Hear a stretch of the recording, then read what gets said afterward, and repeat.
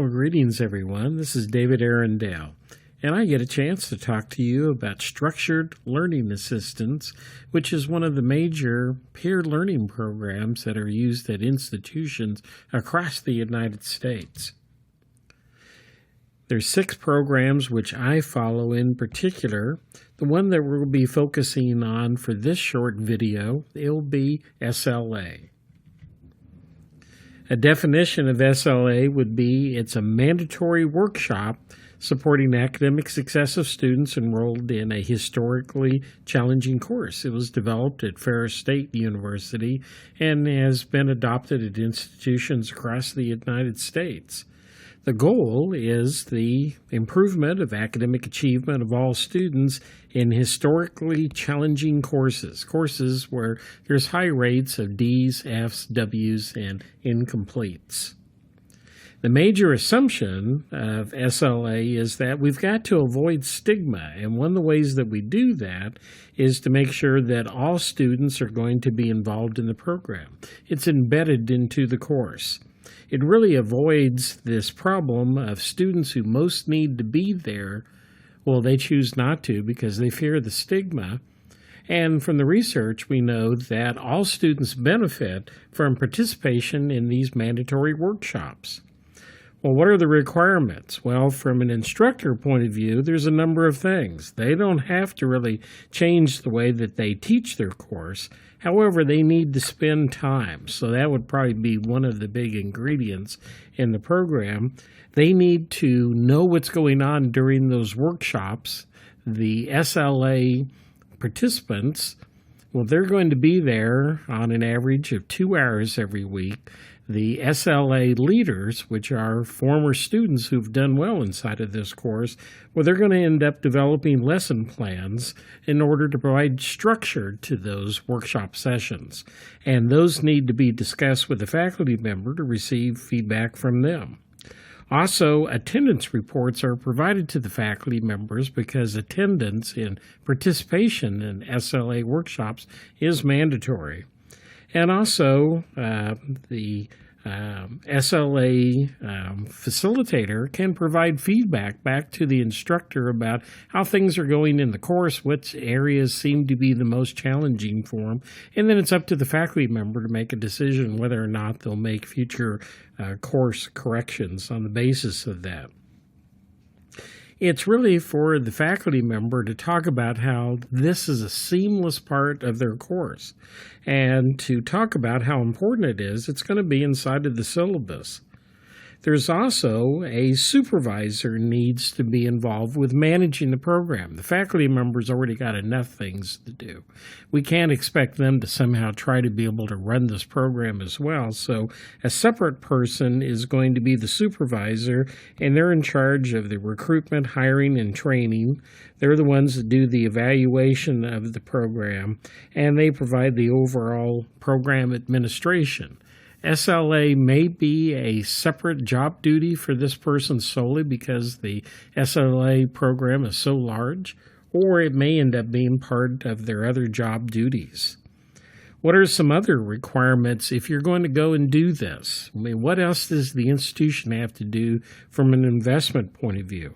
Well, you've got to have some stable funding, and we need to know on a predictable basis that we're going to have the salaries not only for that supervisor, but also for those students then.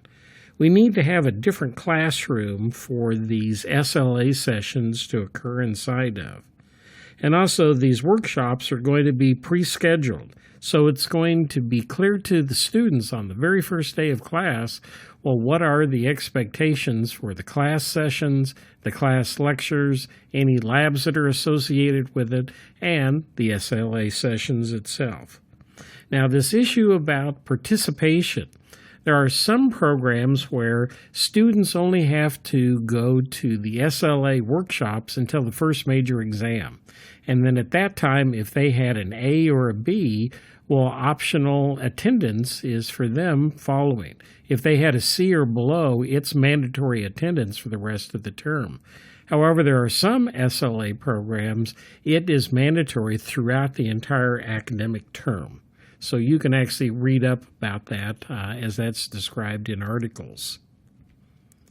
In terms of the workshop operation, if I ended up coming in, what is it that I would end up seeing occurring?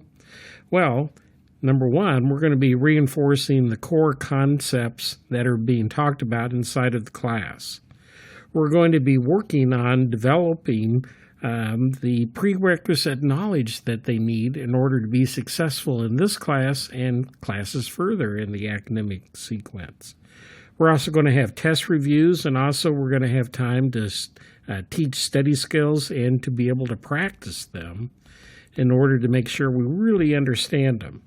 As I said, it's a mix. Some programs have mandatory, some not, but for the most part, it's important to understand it's mandatory up through at least the first examination. So they end up having 2 one-hour workshops each week. And as I said earlier, they're going to track the attendance, and that's going to be provided back to the instructor. And it'll be up to the instructor to decide what kind of impact that will end up having on the final course grades for the students. There's some other additional responsibilities for the SLA facilitators, both inside of class. They kind of take on a role in many of the classes as a teaching assistant or an undergraduate teaching assistant, as it may be, handing out materials, being a resource for them, also assisting students if there's permission for the professor to do so, and also they're taking notes and participating in the class activities along with everybody else. Students end up watching whoever it is that's inside of class, whether they have the role of a tutor or whether they have the role of a workshop leader. They're going to be attentive to them whenever they are taking notes, being attentive, participating in the class activities. Also, there's a role for the SLA facilitators outside of the classroom, and that is to do follow-up on students who are absent. Faculty members oftentimes have hundreds and hundreds of students for which they're responsible. The SLA facilitator can help play the in-between role for contacting students to see how they're doing, seeing whether there's anything of campus resources they need to be directed to, and also just simply to communicate to them that someone noticed that they weren't there and they're just concerned and they'd like to know and encourage them to come back to the class again. So once again, it's another way to know who are the struggling students who are on campus. So that's the reason why SLA, like many of the other peer learning programs, are among the first line of finding out whether there are students in need. Oftentimes, faculty members will not know. I just retired from a 40-year career as a teacher, and it's hard for me to know what's going on amongst all of my students. I do the best I can, but if they're not there, then somebody needs to follow up. And oftentimes faculty members would do so. I would do so, but not on a regular basis. SLA leaders, they're able to do this on a consistent basis. Well, how have SLA programs been evaluated? If you look at the professional literature and look at the research studies, how have SLA programs done? Well, it's been adopted nationwide, and there's been high reports of success of higher grades for the students. You don't need to change anything at the institutional level because this is something that's based off of the course level. Now, the place where, however, you're going to need that high-level institutional support is going to be in terms of the stable financial support, so we know that it's there. It takes an awful lot of interest and faculty time, and oftentimes, no pun intended, time is the most expensive resource that's required for any of these peer-assisted learning programs. Generally, an undergraduate would have the skill set needed in order to be able to serve as an SLA facilitator. Obviously, we need to have a salary for the student and also for the professional staff member. So if you kind of add it all up, what's the bottom line? It's highly effective for increasing success of students in historically difficult courses. There's obviously an investment cost in order to be able to have a program, but the question comes down to what is more expensive, the cost investment in setting up the program or the costliness of student dropouts. I just simply found several articles that have been published about SLA in recent years. There's been a number of articles that have been written about the use of SLA in nursing programs. So if that healthcare programs are of interest, look for that whenever you look at the bibliography for SLA articles. There's also a website that you can go to with extensive information about SLA. And for those of you who are listening on the podcast, I'll simply speak it out. The URL address, it's www.ferris.edu/SLA/. And for those of you who are seeing this is just simply a little bit of what the menu is for all of the information which is available about SLA. And I highly recommend that you go and check out the site to see the training materials, the research studies, and the other info that you'd find really helpful to give a thoughtful review and thought about adoption of SLA. I also maintain a bibliography of all of the articles that I've been able to find about those 6 major peer learning programs I mentioned at the beginning of this video. At this point, there's nearly 1,550 publications.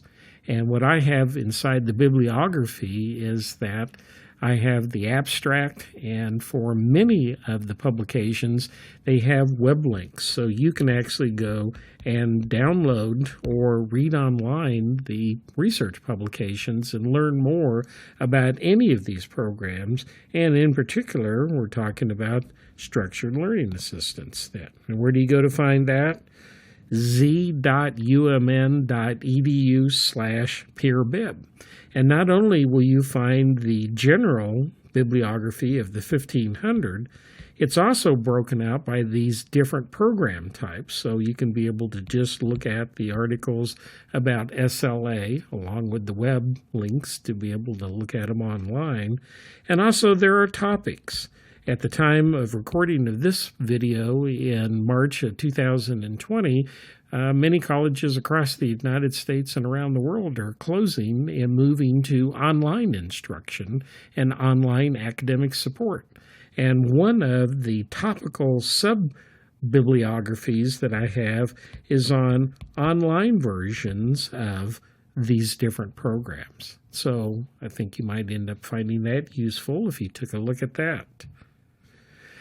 We already talked about one of the 4 web pages that are on this particular page. We've already talked about the one for PeerBib. That's what was on the previous slide. I also have one that's looking at peer learning. That is a collection of resources that were developed by other people that I maintain and want to promote. And those include training materials on how we did peer learning at my institution at the University of Minnesota. So that's z.umn.edu/peer learning.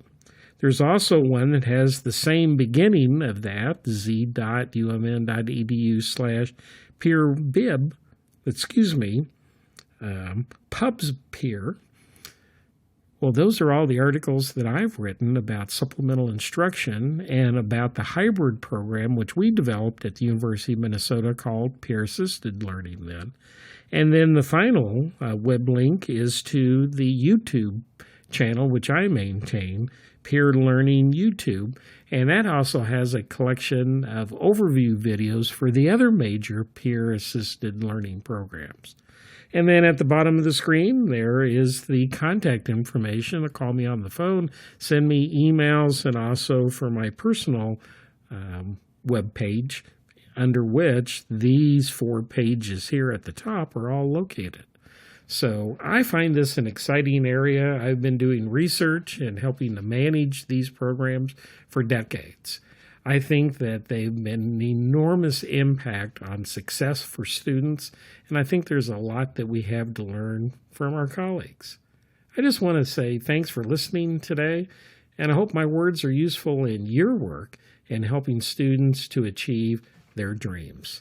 Thank you very much. Bye-bye.